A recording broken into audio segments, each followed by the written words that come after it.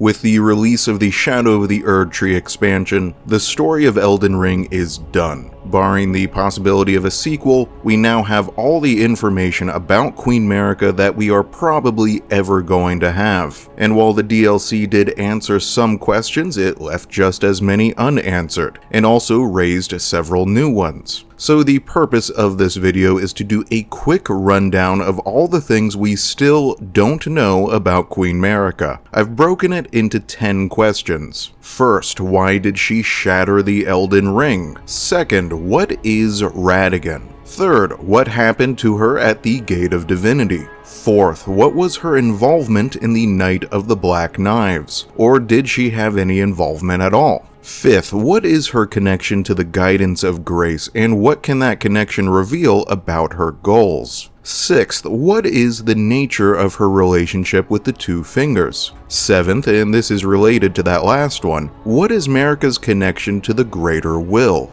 Eighth, in the Shadow of the Erdtree expansion, it is revealed that Marika was born in a village of shamans. But what does this actually reveal about her character? Ninth, what was the nature of her relationship with the Hornsent? And finally, 10th, what about her relationship with Godfrey, the first Elden Lord? Okay, so let's start at the start with perhaps the greatest Elden Ring mystery of them all. Why did Queen Marika shatter the Elden Ring? Actually, I think we do have some pretty solid answers to this one, and I discussed those answers in detail in the first video I posted analyzing her character. To summarize, I believe there are two possibilities here. I think that, for complicated reasons, she wanted to die, but being immortal, was unable to do so through normal means. Or alternatively, she simply refused to cede control over to Radagon.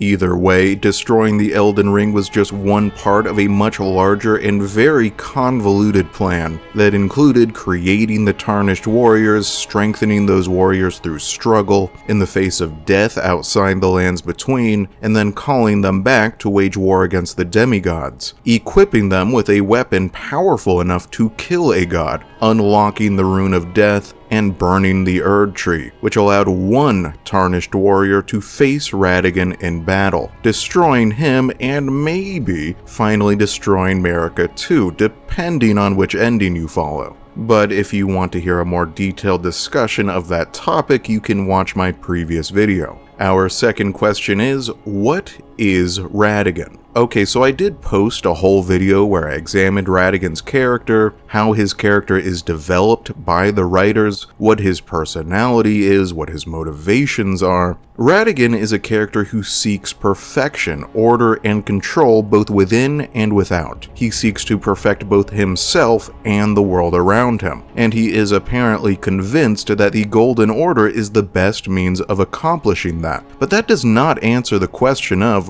what the hell is he, and where did he come from? Has Radagon always been a part of Marika, before she was a god all the way back to her birth? Or did he emerge later on, and if so, why and how? Have they always shared a body, or did they ever exist in separate bodies? If they once existed separately, how and why did they merge? Is this a case of multiple personality disorder, or is he merely an aspect of her personality somehow given independence and selfhood? Or is he an entirely separate and independent person existing inside of her body? There are really no definitive answers to any of these questions in the game, though there are some clues to be found in the relationship between Miquella and his other self, Saint Trina. As far as I can tell, Miquella and Saint Trina have always existed alongside each other. She did not just show up one day. She is not a product of the Hornsent's bizarre jar flesh melding ritual. She has nothing to do with his ascendance to godhood. She seems to be a totally separate character with a totally separate personality, motivations, and abilities. For example, Miquella does not possess her power over sleep. That is hers alone. And most interestingly, she is able to exist entirely independent of him, at least for a time. In the present, she exists in a separate body, far from Mikla's current location, though she is slowly fading away, her lilies wilting and changing colors, the nature of her sleep getting deeper and deeper, and I assume this is because she has been cut off from the main body. The longer she is separated, the weaker she becomes, eventually leading to death. Assuming that Radagon is the same sort of being as Saint Trina, then he is his own independent character with his own independent goals existing inside Marika's body alongside her personality. And he has always been there. There is no explanation for this. It just is. And I guess we just have to accept that.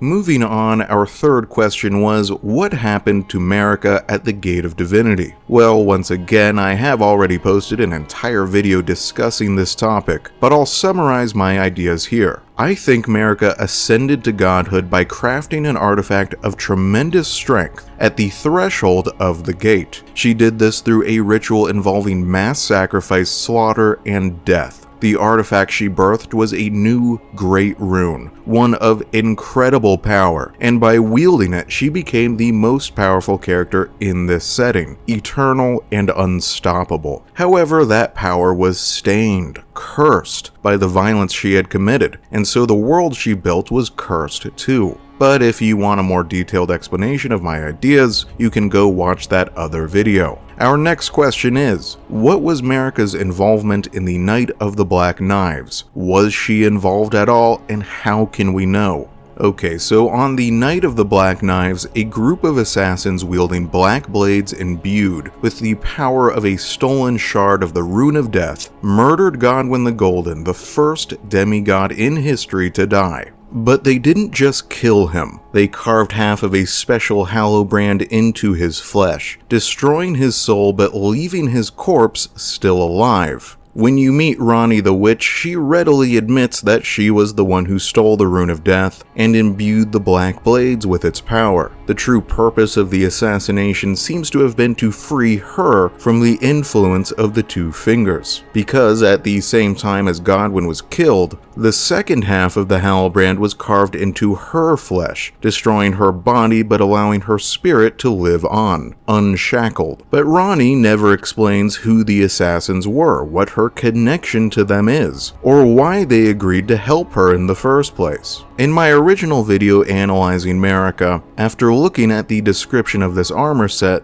I based my analysis on the assumption that the assassins were working with her, that Marika herself participated in, or at least acquiesced to, the murder of her own son. But now I'm less certain. I don't know if there's enough textual evidence to really support that conclusion. In fact, there is very little information about the Black Knife assassins to be found in the game at all, and their allegiances are difficult to understand. They definitely helped Ranni during the Night of the Black Knives, but after the player completes her quest line, they apparently kill Iji, her war counselor, and attack Blythe too. And their ringleader, Alecto, is held captive in an Everjail atop the Moonlight Altar Plateau, a location controlled by the Carians. So their relationship with Ranni is more complicated than it at first seems. They are not her allies, at least not anymore. In the present, several assassins can be found wandering around various random catacombs. Another group is protecting the path to Mikla's Halig tree, and another is protecting Marika's bedchamber. So there's very little consistency in their current activities. They don't seem to be supporting any single faction. Their loyalties are all over the place. One of the only hints as to their true identities and allegiances is this: the description of their armor, which states, "The assassins that carried out the deeds of the Night of the Black Knives were all women, and rumored to be Newmen who had close ties with Marika herself." Now, some people have claimed that this is a mistranslation, that the English translation overstates their ties with Queen Marika, and the connection is much more obscure in the original Japanese. Regardless, Marika is a Numen. The Numen's rune description states this pretty explicitly. The only characters in the entire game who are identified as members of this race are Marika and the Black Knife Assassins. That's it. There's no one else. Looking at this from a writer's perspective, what is the point of this? If you are the author of this story, why would you include this connection between Marika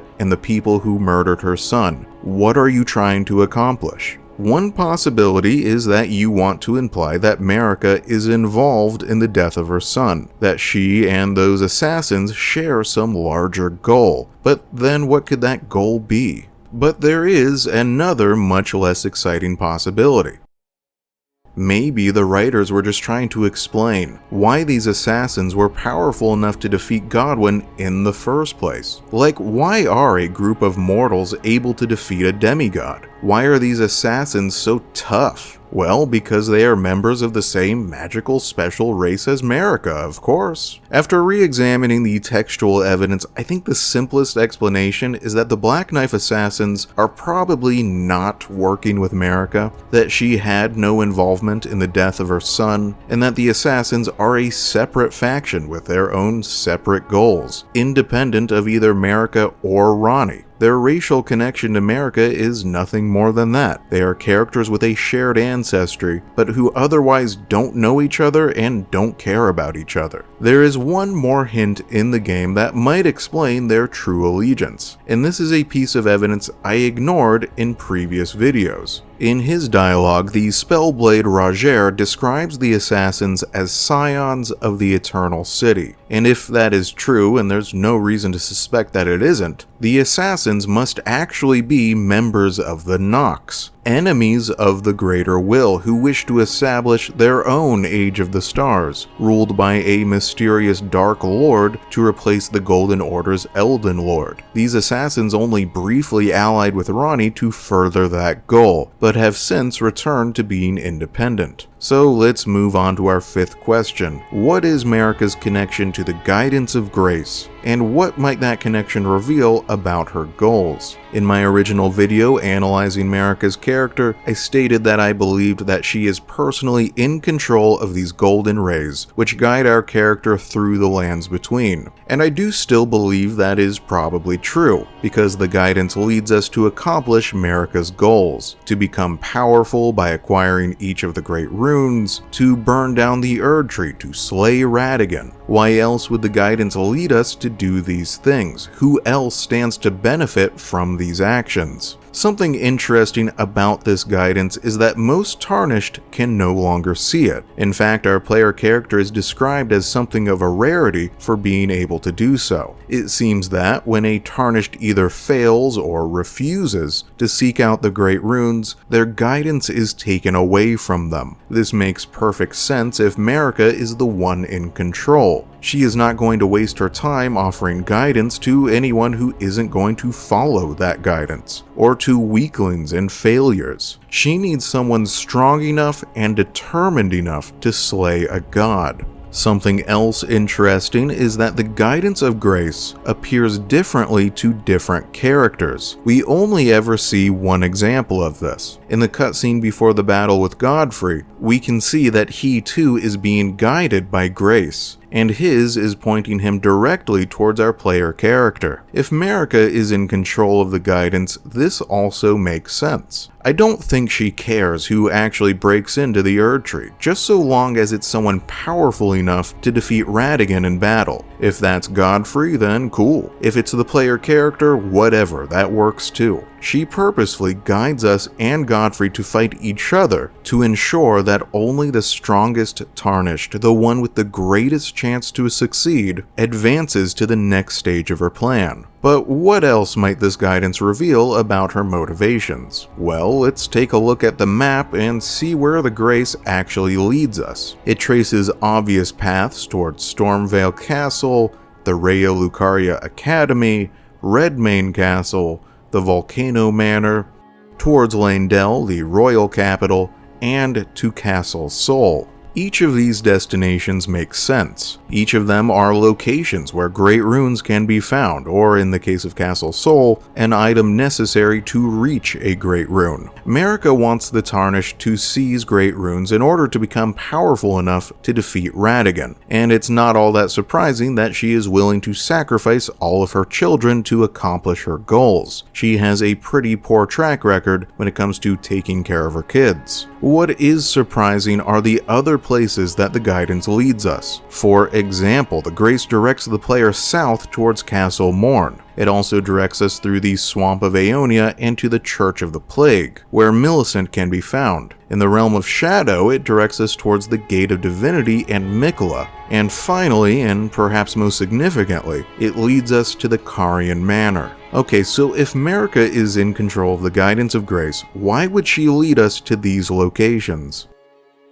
Does she want us to put down the Misbegotten Rebellion at Castle Morn, or is she simply pointing us in the direction of a powerful early foe, an opportunity to grow stronger? Does she want us to help Millicent, or does she just hope that Millicent will lead us to Melania's location? After all, at the start of the game, Melania is missing, and it's very possible that even Marika does not know her location. But Millicent will be naturally drawn towards her progenitor. Leading us towards Mikola is the least mysterious to me. I assume that his Age of Kindness is not compatible with Marika's goals, and she would want us to stop him. It's worth noting that the only demigod the Grace does not direct us towards is the Lord of Blood, which makes sense since Marika does not know his location either. And finally, why is she sending us to the Carian Manor? Does she want us to aid Ranni the Witch? Is it possible that she wishes for Ranni's Age of the Stars to come into being? That she wants her daughter/stepdaughter to slay the Greater Will? I do think it is significant that Marika is only completely destroyed in two of the endings. The first is in the Lord of the Frenzied Flame ending, where what's left of her body is burned away along with everything else. Though her guidance does not lead us down to the Three Fingers, so I don't think she wants that ending. The second is in the Age of the Stars ending, in which Ranni dissolves Marika's fractured corpse into golden dust. If Marika's true goal is to finally die, Ranni is one of the only characters who can actually accomplish that. However, this is hardly definitive. It is just as possible that Marika directs us to the Carian Manor with the expectation that we will defeat Ranni and her followers in battle, just like all of the other demigods.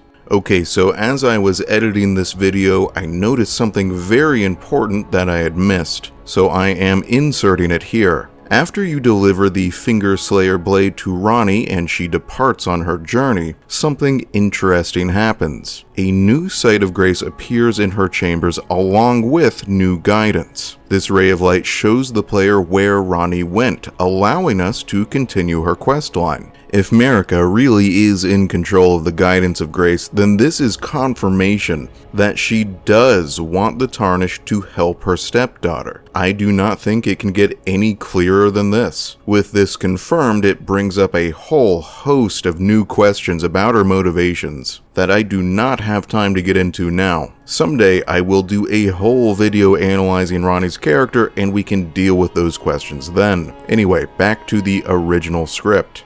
Moving on, our sixth question is, what is Marika's relationship with the Two Fingers? The Two Fingers appear to be extremely influential religious figures in the Lands Between. According to the Two Fingers heirloom description, they wrote the sacred texts of the faith of the Golden Order. They provide the faithful with multiple powerful incantations. Through our own interactions with them, we find out that they claim to speak for the Greater Will. And more than that, the Two Fingers have political influence as well. They employ loyal assassins and confessors and the baneful shadows to do their bidding, and are very willing to kill to get their way. According to Ranni's dialogue, they have personally selected the Empyreans, candidates to succeed Queen Marika to become the new god of a new age. But wait, why are the Two Fingers looking for a candidate to succeed Queen Marika? She is immortal and eternal. She is the one true god of the Golden Order, the vessel of the Elden Ring. Do the Two Fingers expect her to pass away from natural causes sometime in the near future? That seems unlikely. Are they trying to forcefully replace her? Why would they do that? Are they unhappy with her performance as queen? Do they know that Marika herself wishes to die? Like, what is going on here? We know absolutely nothing about the interactions between Marika and the Two Fingers. Did they ever serve as her guides? Did she ever listen to what they had to say? How much influence did they have over the establishment of the Golden Order? What is their current relationship? What is Marika's opinion of the Two Fingers? Does she believe that they are truly messengers of the greater will? Or does she suspect the truth that they are flawed and broken? They probably gave her Malekith in the same way that they gave Blythe to Ranni, but otherwise their relationship is a total blank. We don't know of any interactions between them. And that leads us to our next question. What is Marika's relationship with the greater will? In all of her dialogue, as passed on to us through Melina, she never once mentions the greater will. She talks about the Golden Order, she talks about the Erd Tree, she talks about the Elden Ring, but she never mentions the incredible, powerful being which sent the Elden Ring to the Lands Between in the first place. She never mentions the Two Fingers either, as if they are not relevant to her rise to power. She is the vessel of the Elden Ring. She holds the artifact of an outer god within her very flesh. That power allows her to become a god, to reorganize the world according to her wishes. But what does she actually know or believe or feel about the source of that power? Does she worship the greater will? Does she wish to do its bidding? Does she even know what the greater will is or what it wants? Does she care? She does explicitly delve into the mysteries of the Golden Order. Did that mean delving into the mystery of the greater will too? What did she find? How did it change her understanding of her place in the world, the nature of her power?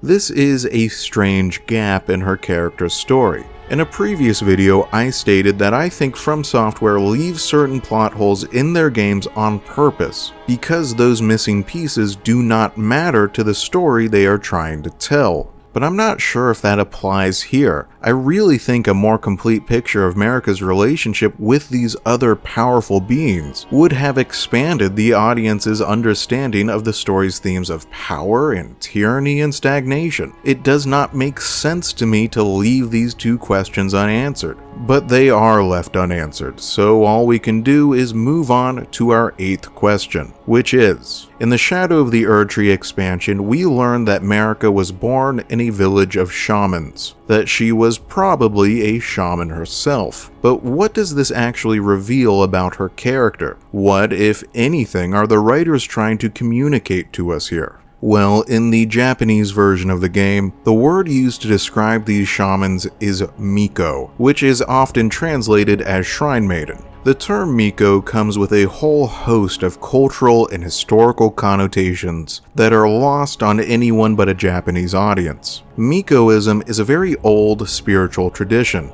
dating all the way back into Japan's prehistory. Its origins are obscure, and the practice has changed pretty dramatically over the course of history. Nowadays, shrine maidens are a pretty benign and sort of fun relic of ancient Japanese culture, but hundreds of years ago, it was a much more intense and serious religious practice. Back then, Miko were believed to have very real connections to the spiritual world. The position of Miko was passed down from generation to generation, almost always to young women from the same family. Training began at an early age, and it was exhaustive. These were girls devoting their entire lives to becoming vessels for the numinous and the spiritual. And I think this is meant to reveal something about Marika's character. She did not live a normal life. She wasn't some ordinary girl born to an ordinary village. She was a Miko. She would have begun intensive training at a very young age. She would have had a deep understanding of and connection to the spiritual world.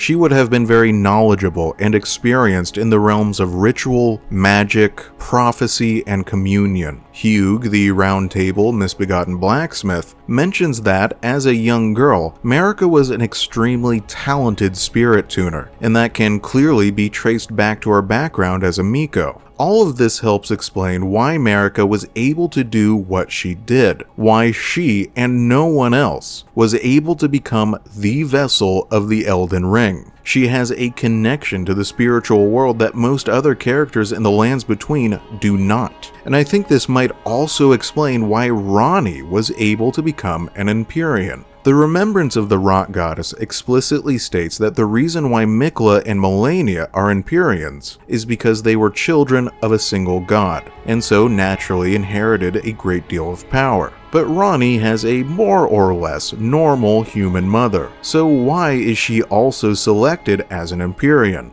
Well, I think it might be because, as explained in the description of the Snow Witch robe, she was mentored by the Snow Witch. Witches and shamans are very similar. They are both practitioners of secretive and mysterious spiritual craft. Ranni has had the same sort of training in spirits and magic and ritual that Marika had when she was a young girl. In the world of Elden Ring, this sort of training is, apparently, essential to those who wish to ascend beyond the limits of mortal power. Okay, let's move on to our 9th question, which is, what was Marika's relationship with the Hornsent? This is something I discussed in my video analyzing the events at the Gate of Divinity. The language of sexual impropriety is often used in relation to Marika's connection with the Hornsent. The narration in the story trailer mentions a seduction and an affair. The Hornsent Grandam describes Marika as a strumpet, which is an outdated term that literally refers to a female prostitute. In that video, I compared her to the classic archetype of the femme fatale, the dangerous woman who uses her feminine charms and sexuality to manipulate and destroy hapless male characters. But there's a lack of specificity in all of this. Who exactly was Marika to the Hornsent? What does it mean when we say that she seduced them? It is a common fan theory that Marika, like her fellow shamans, got shoved into a jar by the mean and nasty Hornsent Inquisitors. Inside that jar, through foul rite, her flesh was melded with that of criminals, and she then emerged as a jar saint, as maybe the only successful example of whatever it is the Hornsent were trying to accomplish by this bizarre and grotesque ritual. Perhaps as a successful jar saint, that provided her with some sort of status or influence in their society, which allowed her to rise up the ranks to gain access to the summit of the tower. And while I do think that is a fascinating theory, there is a distinct lack of textual evidence to support it. Every single jar creature we see in the game is a horrific, fleshy monstrosity. I don't think the writers give us any reason to believe that Marika would have turned out any differently if she had been shoved into a jar too. But if she was not a jar saint, then what was she? What power did she possess that the Hornsent respected? What did she have to offer them? What did she seduce them with? Why did they trust her? In previous videos, I have theorized that Marika was already the vessel of a partial Elden Ring even before she stepped into the Gate of Divinity, but that's pure speculation. There is no more textual evidence to suggest that than the Jar Saint theory. I do think these statues of Marika that can be found all over the Realm of Shadow are meant to be some sort of clue.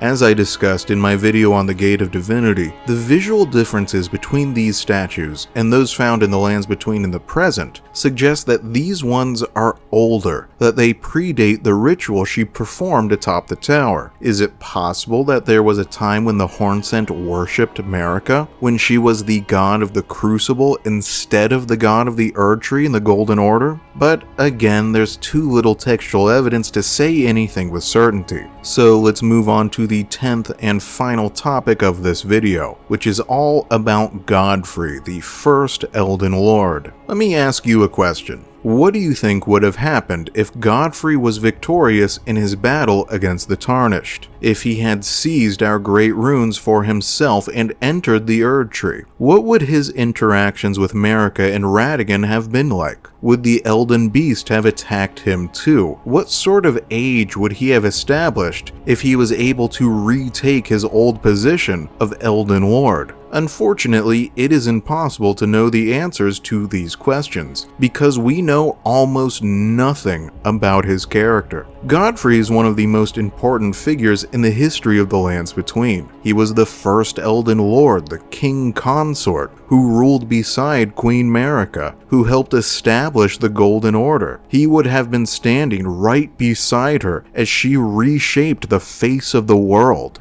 But his character is basically a blank. All we know about him for sure is that he loves to fight and he's really good at it. He was such a badass, unrelenting warrior that he had to be conjoined with a spiritual lion to keep his fighting spirit in check. Instead of a lion tamer, this is the reverse. A guy so freaking crazy that he was tamed by a lion. But this tells us nothing about his relationship with Queen Marika. How did they meet? Where did he come from? Did they care about each other, or was this just a union of convenience? Did she seduce him the way she seduced the Hornsent, just as a means to an end, a powerful warrior to have at her side? Did he care about her age of the Erd Tree or the Golden Order? Or did he just see it as a chance to face ever more powerful opponents in battle? What does Godfrey actually want? Does he care about becoming Elden Lord again? And if he does, why? To accomplish what? This is just another one of those gaps in the story. For such an important character, there is so little information about him. I've seen some people speculate that he may have been a Highland warrior. Their armor description describes them as a people who loved nothing more than battle and subjugating savage beasts. And that definitely does match Godfrey's character. I can see two basic possibilities here. First, that Marika is a cold and calculating manipulator who witnessed Godfrey's incredible strength and chose to seduce him, to bind him to her cause, to wield him as a weapon in her conquests, and he was glad to do it because all he cares about is fighting.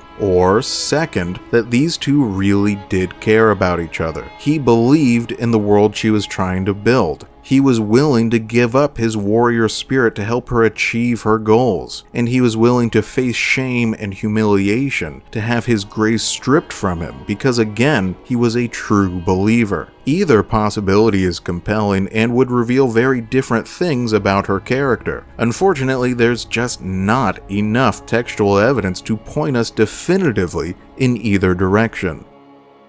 And that's it. That is everything we still don't know about Queen Marika, and probably will never know. After this video is posted, I will be taking a break from Elden Ring for a bit. Silent Hill 2 is one of my favorite games of all time, and it is getting a remake next month that I really want to be good. But even if it's not, I'm going to do some videos analyzing its story and characters anyway, because I adore Silent Hill's story and characters. When I finish with Silent Hill, I will return with more Elden Ring videos, so see you then.